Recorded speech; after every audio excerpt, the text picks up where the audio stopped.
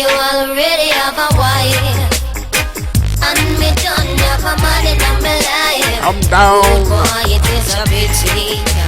Do it, girl. I say it is a pity. Lord have mercy. You already have your wife. Do it, girl. And me have a one man in my life. Mack Lessons. Oh boy, it is a pity. What's going on, everybody? Welcome to another episode of the Mack Lessons Radio Show. My name is Mr. Tariq Nasheed. I am back in Los Angeles. I just got back in from Jamaica. Just got back in from Jamaica last night. I'm in a real Mackish mood, ready to chop up some real good game, talk about my trip to Jamaica. That's what today's topic is going to be. And today's show is brought to you by downlopaz.com. DOWNLOPAZ.com. That's where you can get mixtapes and reviews on mixtapes. You can get the brand new Best of Mixtape Review Volume 1 at downlopaz.com.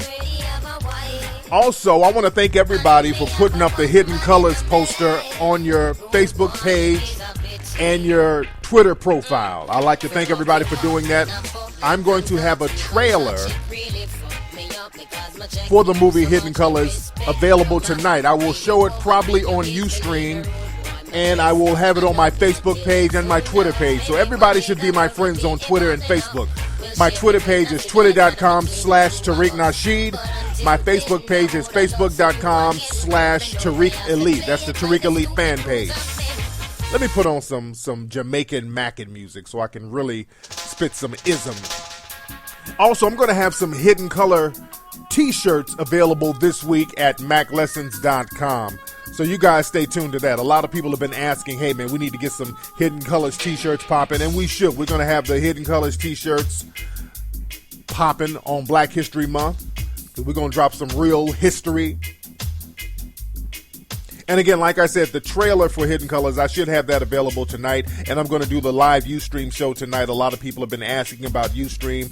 I wasn't able to do Ustream while I was in Jamaica because of the internet connection at the hotel I was staying in. So I'm going to get on talking about Jamaica in a minute. A lot of people have been hitting me up about this situation going on in Egypt.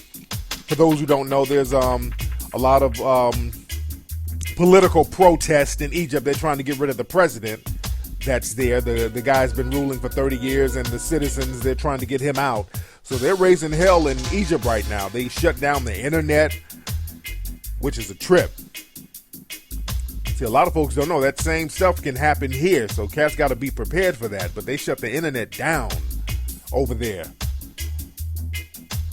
And I was just over there. I was just in Egypt a few months ago.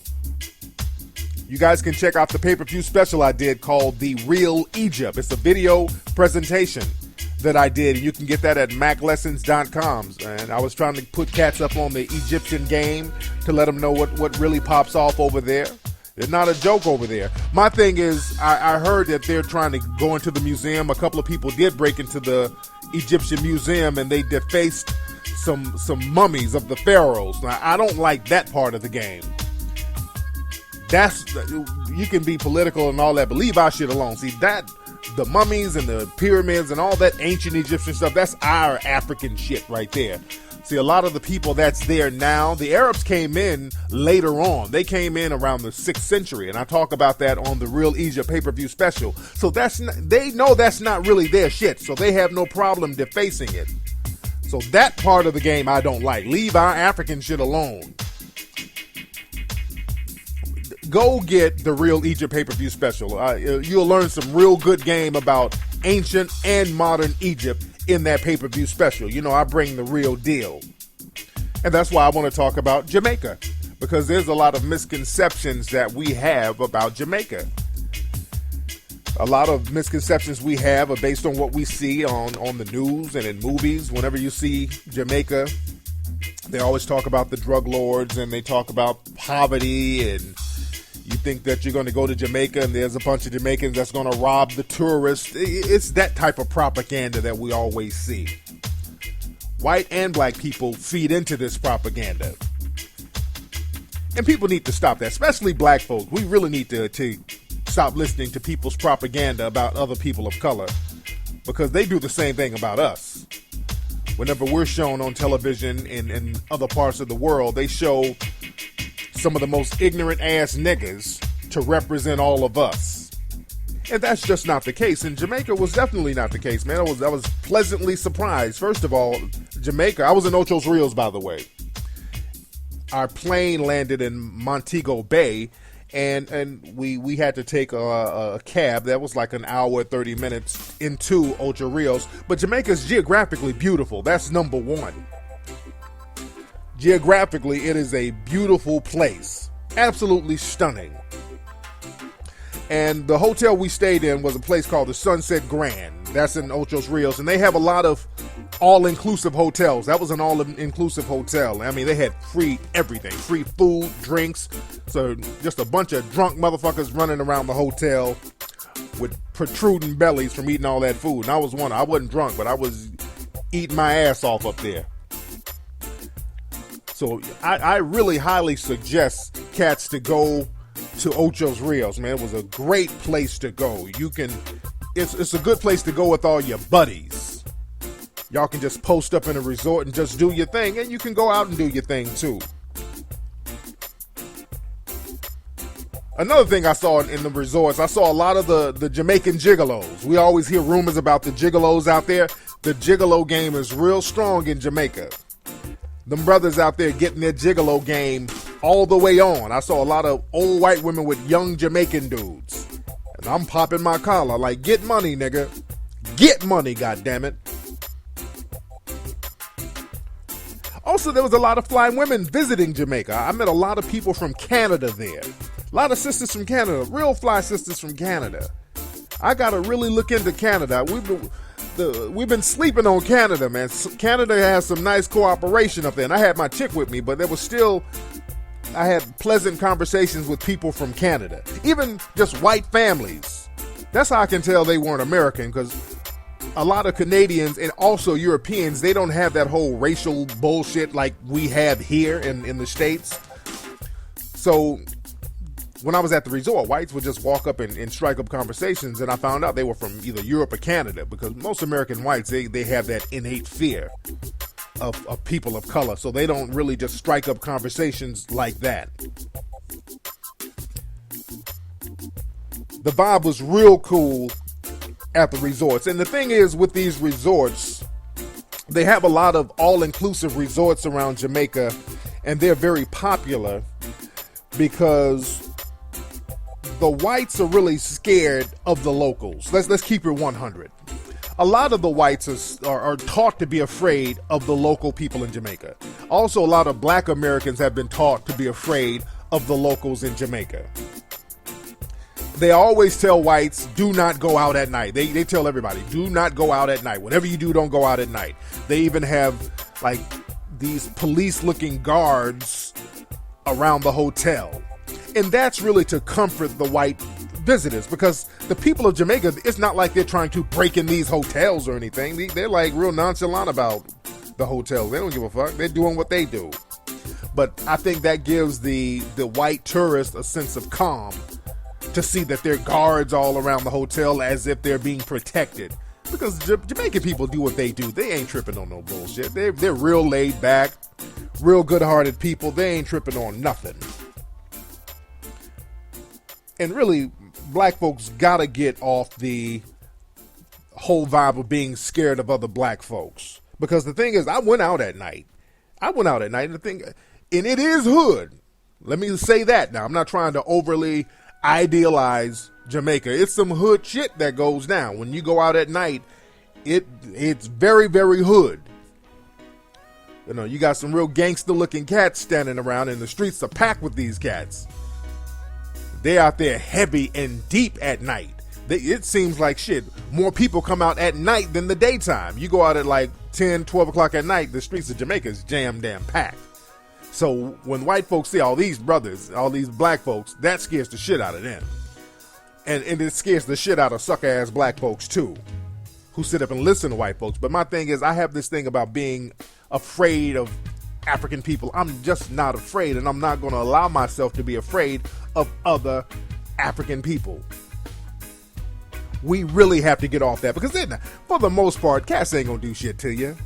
I went out at night and kicked it in the streets of Jamaica. I bought jerk chicken off the streets, chopping up game with them brothers, man. Real good people. And again, there is violence. Of course there's violence everywhere you go. The problem is the media, they focus on that and they make it seem like that represents everything. That does not represent Jamaica. In Jamaica, you have a lot of violence in Kingston, but a lot of that is drug related. A lot of the violence in Kingston is drug related. So in any part of the world, wherever there's drugs involved, the potential of violence is always there. And there was an incident that happened while I was in Jamaica, and I'm going to get on that a little bit later. But the thing is, the people are mad cool out there. The people don't have no vendetta. Everybody ain't trying to get over on you. People hustle. People are competitive, but there's a respect that they have amongst one another. And a lot of people out here trying to get their money on, so they hustle a little hard. But it's not a deceptive thing, and it's not a get over type of hustle. You understand what I'm saying? So it's not like they're trying to beat somebody out of something. It's like, hey, I have something, this guy has something, but check mine out first. It's like a competitive hustle vibe. Because one thing I did notice that people weren't begging over there. See, I've been to many, many countries, and then you have people standing around begging. One thing, I didn't see one person in Jamaica begging. They didn't beg for shit because there's a pride that they have, and I respect that. So they got their money the fair way. And there's nothing wrong with that. But the thing is, man, we have to stop being so afraid of being around other people of color. They want us to be afraid of that. That's why I suggest that people get out there and vacation and go check things out. When I was showing pictures of me on Facebook, and I put up a YouTube video of me in Ocho Rios, Jamaica. You can check that out at my YouTube page at The Elite Way on YouTube. I put up a quick little, I think a 5-minute video. And people, when they see me on vacation, they're like, oh man, you doing it big, Flex. But the thing is, it's not that expensive, people. It's really not as expensive as you think it is to travel, especially to Jamaica.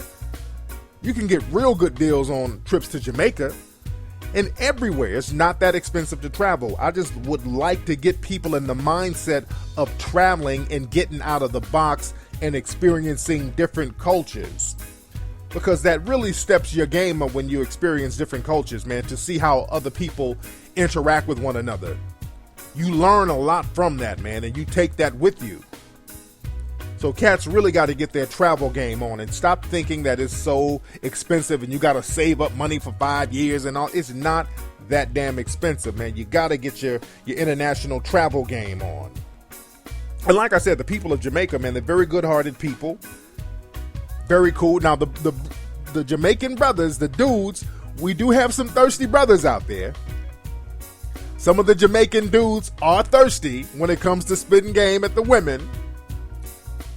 But the thing is, I've never seen thirsty and polite dudes. They're thirsty and polite at the same time. Because I had my chick with me, and we were walking out of the hotel, and she was walking in front of me. And there was one dude standing by the corner, and he was going to look, and he looked at me, he saw me looking at him about to look at her. So he was real polite. He was like, you don't mind if I look at your girl, do ya? I ain't never had a motherfucker ask me if it's cool to look at my chick. I've never had that. I'm like, shit, I guess so, since you asked. Even at the hotel, some of the hotel workers, those dudes be low-key spitting at the women there. And when I saw a couple of them, they'll let you know that they spit at your chick. I saw one dude, I was with my chick, and I was walking downstairs, and he was like, I saw your girl earlier, and I told her boyfriend must be a lucky man. I said, okay. All right, well, shit, thank you. I don't know what the fuck to say to you, nigga. But these brothers, man, they're good-hearted people, man. It was always a respectful vibe there. It was a very, very respectful vibe. even one of the cab drivers I had a lot of cab drivers. That's a big hustle. A lot of those guys get those cabs, and they're like really competitive with one another to get your cab business. I had one cab driver. He was taking me to point A to point B, and this dude kept stopping, macking the women on the streets. We drive, and he like, hold on for 1 second. Where you going, girl? Like, when I drop off my customers, I come back and talk to ya. I'm like, damn, will you drive me to where I need to go and stop spitting? But it was all love. It was cool in the gang. And a lot of times, I couldn't understand what a lot of people were saying, because a lot of people use the Jamaican patois. So a lot of it I couldn't understand. It was almost like another language. And the whole Caribbean accent really is an Irish accent, for those who wonder where that accent came from. That's an Irish accent. If you notice, in the whole Caribbean area, places where the British dominated, you hear the Caribbean accent, but places where the Spanish or the French dominated, you don't hear that. Like in Haiti, you hear the French accent. With the Dominicans, you hear the Spanish. In Cuba, you hear Spanish. Puerto Rican, you hear Spanish. But in other places where the British dominated, you hear the Irish accent, because the British imported the Irish to work as slaves and indentured servants. See, a lot of people don't like to talk about that. And I've talked about that on my show before, but a lot of Irish people were damn slaves down there in the Caribbean. Barbados, all that. A lot of the Irish were slaves. They like to use the term indentured servants, but they were slaves. They were Irish slaves down there. Some of the Irish slaves became overseers over time. This is where a lot of Africans learn how to speak English, through the Irish. So that's why you still hear that Irish accent. So I like to know all that stuff. So when I meet people, I know where they're from just by their dialect, because I met people from Haiti at the hotel, and they had the whole French dialect. I met people with the Spanish dialect. So just knowing what accent a person has, that gives you an idea where they're from. Even the name Ochos Rios, a lot of people are like, why is the name Ochos Rios? And that's a Spanish name. It stands for 8 rivers, and there's a whole story behind that, real deep shit. But the poverty, there's poverty down there, but the people don't have that poverty spirit. It's not as messed up as you think it is. It's not on some dusty third world shit. And there's corruption with government. They told me this. I talked to some of the locals. They were saying that there was a lot of corruption with some of the top officials, and they take bribes, and the country is in debt, and which many countries are. Many countries of color are in debt. I tell people to get this book called Confessions of an Economic Hitman, where they talk about how corporations go into these countries and loan them money to keep them indebted so they can get their natural resources. I know there was a lot of East Indians living in Jamaica, and they were running businesses down there, and a lot of the locals weren't too crazy about that. And I saw a lot of Jamaican businesses that says Jamaican owned. So that sense of pride is still there. Real strong sense of pride with the brothers. And like I said, man, I was shocked to see that there was just no begging down there. They're like, we're going to work for hours. There was one guy at the little shop. There's like a shop, an outdoors marketplace. And there's a lot of people who are competitive with their businesses. And they carve all these beautiful sculptures out of wood, and they make all these things by hand, and they take a lot of pride in it, and they sell their goods, and it's not on some, hey, could you please help me out? Like, hey, man, I got a good deal for you. It's that type of vibe, which black folks over here need to get. See, that's why a lot of Jamaicans, when they come over to the States, they come over and they handle their business because they already have that entrepreneurial spirit. Over there, the resources are somewhat limited, and again, because of the way the government runs everything over there, some of the funds and the resources are outsourced to other entities. But once these guys get into a situation where they can really stack that paper up, they thrive. That's why they come over here and handle their business for the most part. And the thing is, like I said, there's a strong sense of pride and dignity among the people of Jamaica. Now, you saw some people who, looked extra high. But for the most part, there was a spirit of dignity and pride there. A lot of the people there, they have no problem with their African heritage. You understand what I'm saying? There were pictures of Marcus Garvey and Haile Selassie, Rastafari. There's pictures of him all over the place. So they wear their African heritage as a badge of honor. See, that's the difference between them and us. See, we run away from our African shit. Black folks in America, for the most part, we try to disassociate with anything to do with Africa. Black folks over here love Europe, and even in the Spanish-speaking islands too, like the Dominican Republic and Puerto Rican. A lot of them and us over here, we go out of our way to not associate with Africa. And Jamaicans, they wear it as a badge of honor. See, over here in the Dominican Republic and Puerto Rico,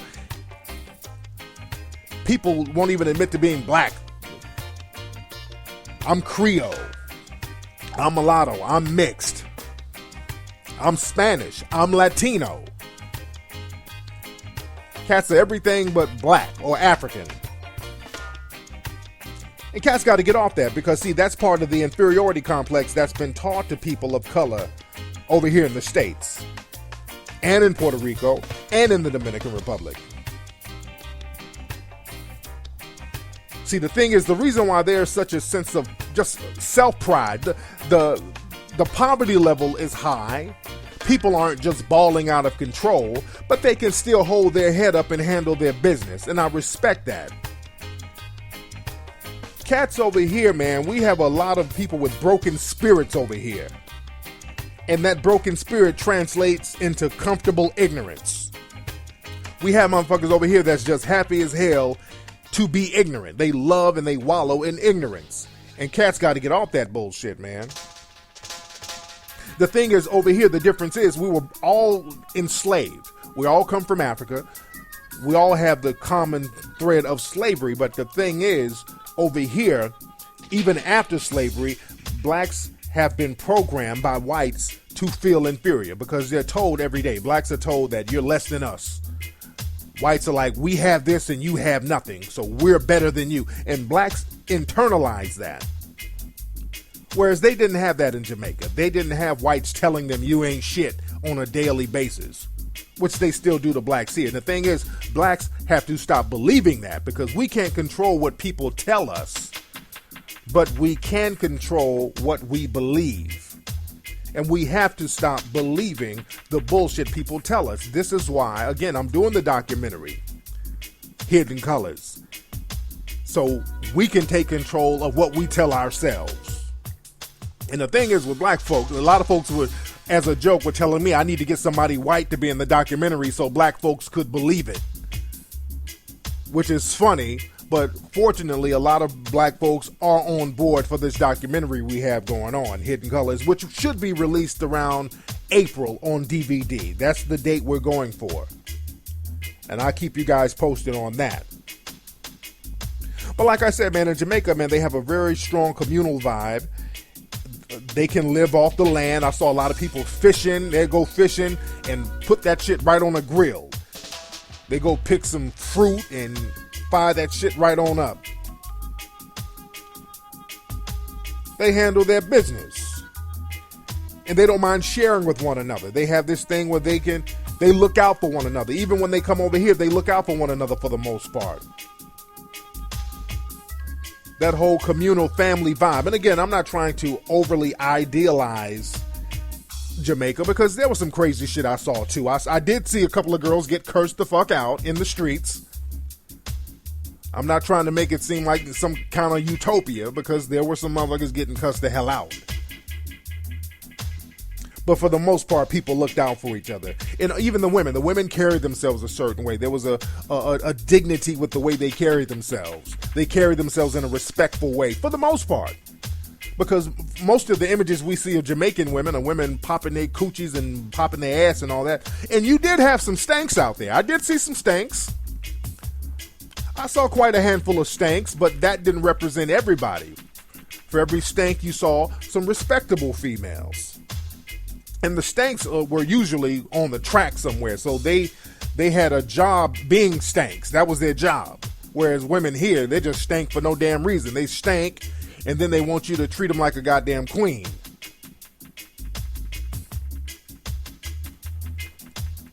But for the most part, the women carried themselves a certain way, and they had a real cool conversation. You can talk to them, and the conversation was cool. The energy was cool. The vibe was cool. It wasn't a hood rat type of vibe. It wasn't a hood rat type of energy. Also, there's a lot of ass in Jamaica. The women have a lot of damn donk in Jamaica. They got that uncut, unmixed African ass still in Jamaica. Because remember, the Africans weren't really that mixed. They were just self-contained for the most part over there. They were mixed a little bit. But you have a lot of uncut, unmixed ass out there. You have girls that skinny as hell with a gang of donk in Jamaica. There's a lot of damn donk in Jamaica. That's one thing you notice out there. And there were a couple of women who were real strong in the face, but there were a lot of cute women out there too, and the women's bodies were off the chain out there. So I had to pop my collar to that.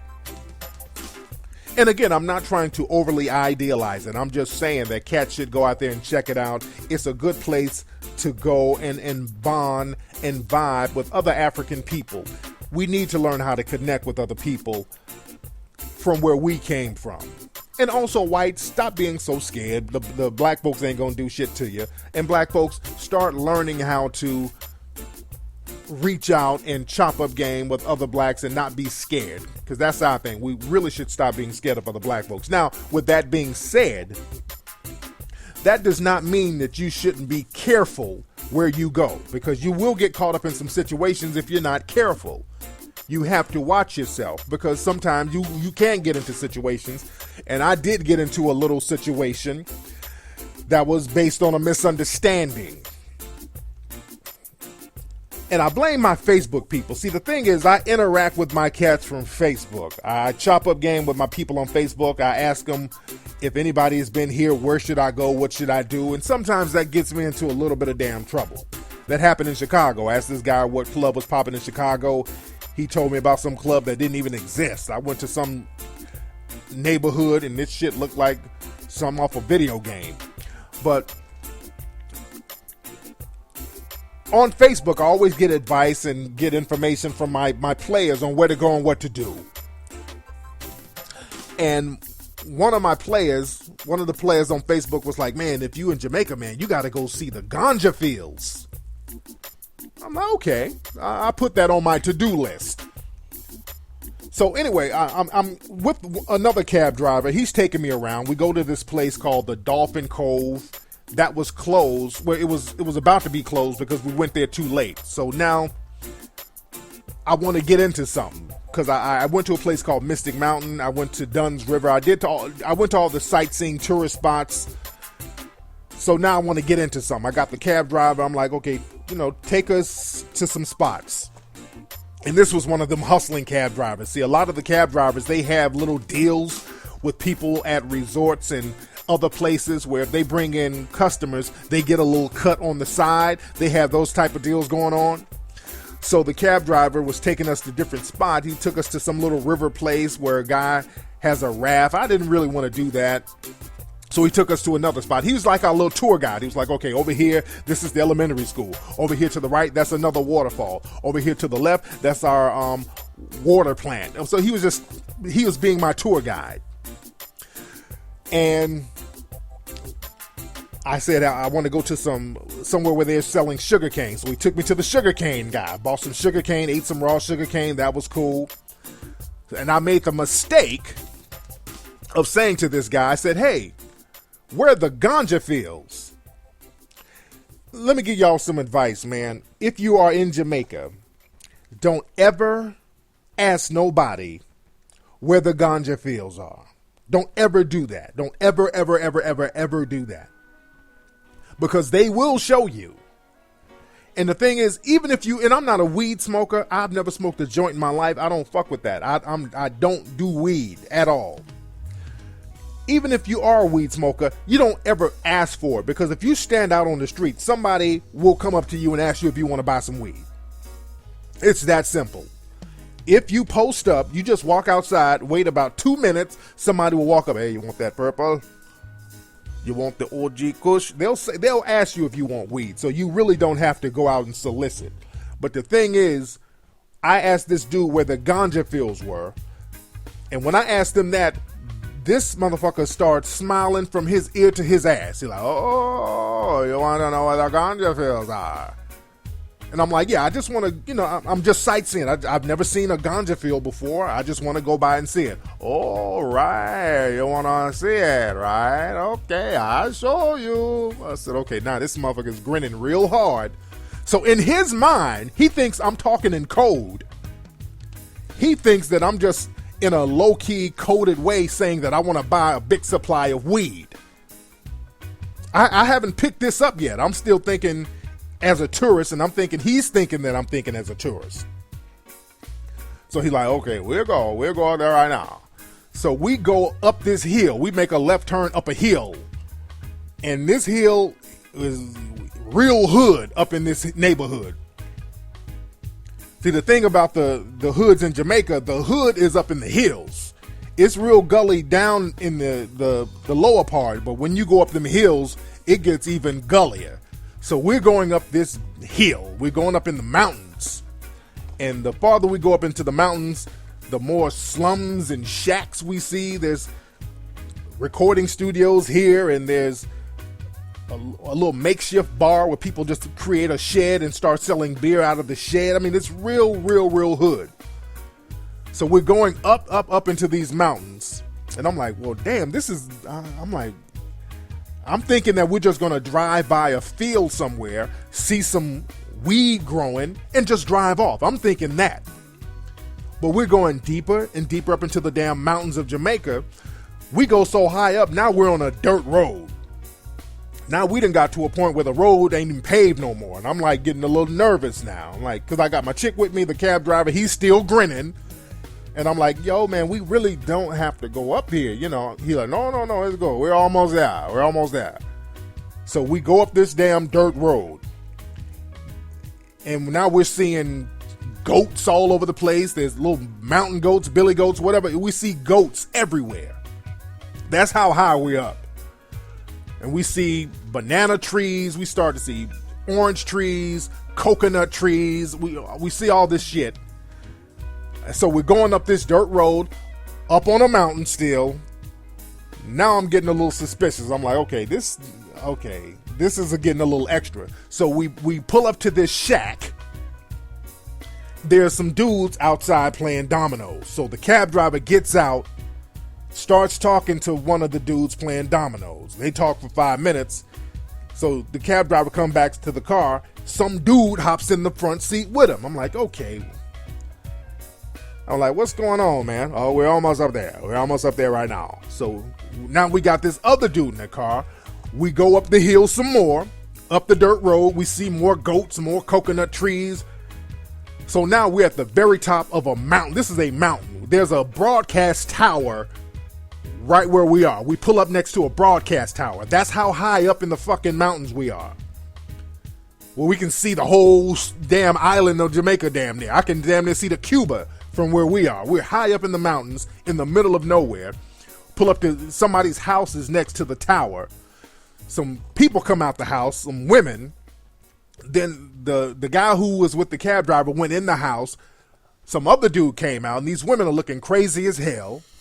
I'm like, okay, this is too much. I'm thinking that we're just going to drive by a field and look at some weed and drive off. Now all these people are involved. So now I'm like, okay, they think that I want to buy some drugs from their ass. And I keep saying that I don't want to buy no drug. I don't want to buy shit.